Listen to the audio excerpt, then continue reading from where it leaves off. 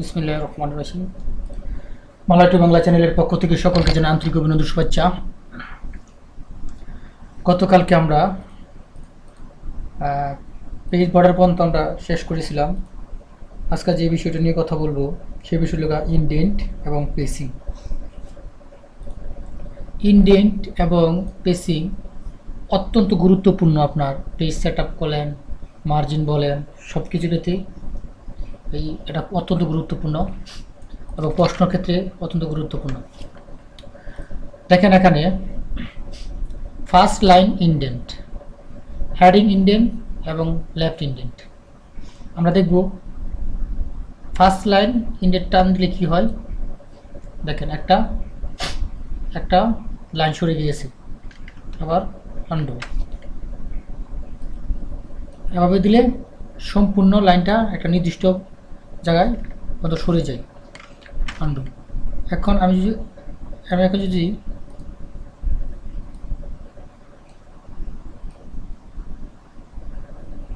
Heading, আমি যে এখানে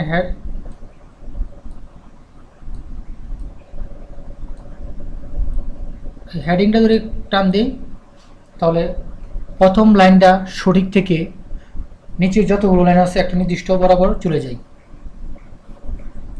এটা হলো ইন্ডিয়ানের কাজ, ঠিক আছে। এটা ইন্ডিয়ানের কাজ। আমরা যখন কোনো কিছু প্রশ্ন করি, এই প্রশ্নগুলা এখানে দেখেন, আমরা ইন্ডিয়ান কিন্তু দেখেন যে এখানে চেঞ্জ হচ্ছে। লেফট থেকে আপনার 6, আমরা যদি টান দিই এখানে কিন্তু 44।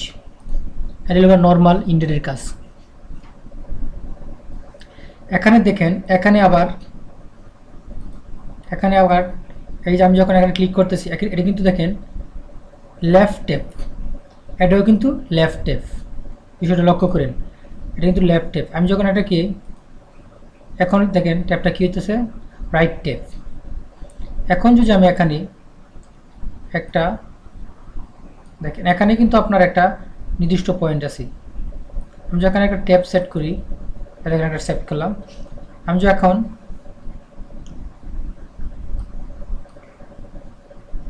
এটা টান দিই, দেখেন আস্তে আস্তে সরে আসতেছে। দেখেন নির্দিষ্ট, এটা কিন্তু আপনার পেসিং আছে। এখন আমি আপনারা যেটাতে বুঝাতে চেয়েছি, যখন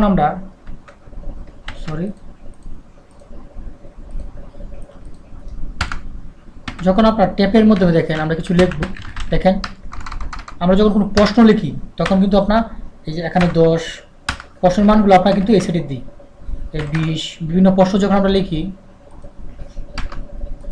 তখন কিন্তু আমরা ভাবে ট্যাপ ফালাই প্রশ্নের মানগুলো ফালাই। এটাকে আপনার বলে লেফট ইনডেন্ট। এটা হলো আপনার রাইট ইনডেন্ট। এটা রাইট ইনডেন্ট। আমরা যখন একটা প্রশ্ন করি, আপনার একটা প্রশ্ন দেখাই, আমরা দেখেন এই যে প্রশ্নগুলো যখন সেটিং করি, বিভিন্ন প্রশ্ন, এখানে দেখেন আপনার হেডিং আপনার দেওয়া আছে 0.3, জাস্টিফাই অ্যালাইনমেন্ট বডি টেক্স 0, তারপর সিঙ্গেল, এখানে আপনার হেডিং দেওয়া আছে আপনার 0.3। এই 0.3 দেওয়ার কারণে এই সম্পূর্ণ লাইনগুলো দেখেন আপনার হেডিংয়ে আছে। এটা একটা সিরিয়ালে আছে, দেখেন এই সিরিয়ালে নির্দিষ্ট একটা সিরিয়াল আছে সব হেডিংগুলো। একটা প্রশ্ন লেখার ক্ষেত্রে আমরা এই হেডিংগুলো ব্যবহার করি। আমি আবারও বলতেছি, এই ইনডেন্ট মূলত আপনার যখন কোনো প্রশ্ন সেটিং করা হয়, যখন প্রশ্নকে কোনো সিরিয়ালভাবে সুন্দরভাবে গুছিয়ে লেখানো হয়, তখন দেখেন যে এই প্রশ্নের মানগুলো দেখেন, একটা সিধা বরাবর দেখছেন, সিধা বরাবর সিধা, এটা একটা গ্যাপ আছে। দেখেন এই জায়গায় আমরা একটা প্রশ্ন লিখলাম, এই জায়গায় একটা গ্যাপ আছে, এই যে জায়গায় একটা গ্যাপ দেখছেন, 2 নাম্বার দেওয়া আছে, 2, তারপর একটা গ্যাপ, এই 3, এই যে একটা গ্যাপ। এটা মূলত ইনডেন্ট। আমি যদি এই গ্যাপটাকে আপনার 3 দেওয়া আছে 0.5 দিই, তখন এই গ্যাপটা দেখছেন বেড়ে গেছে। আগে 3 দেওয়া ছিল, দেখেন ইনপুট দেওয়া ছিল।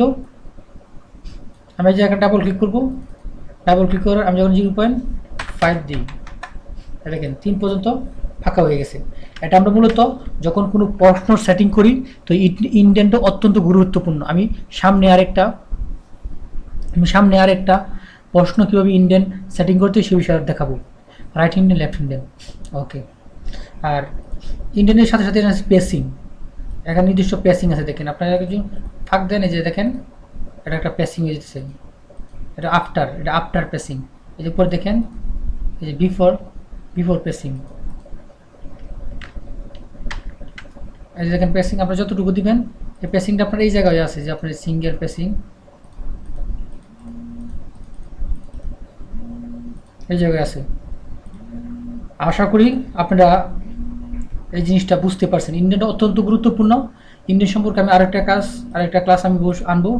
জাস্ট এতটুকু বুঝে নেন, ইন্ডেন্ট দ্বারা কোনো প্রশ্নের সিরিয়ালটাকে সুন্দরভাবে গুছিয়ে লেখার জন্য ইন্ডেন্টটা ব্যবহৃত হয়, আর এই যে রাইট ইন্ডেন্টটা ব্যবহৃত হয় এই যে প্রশ্নের মান ফলানোর জন্য। সকলকে ধন্যবাদ। আসসালামু আলাইকুম।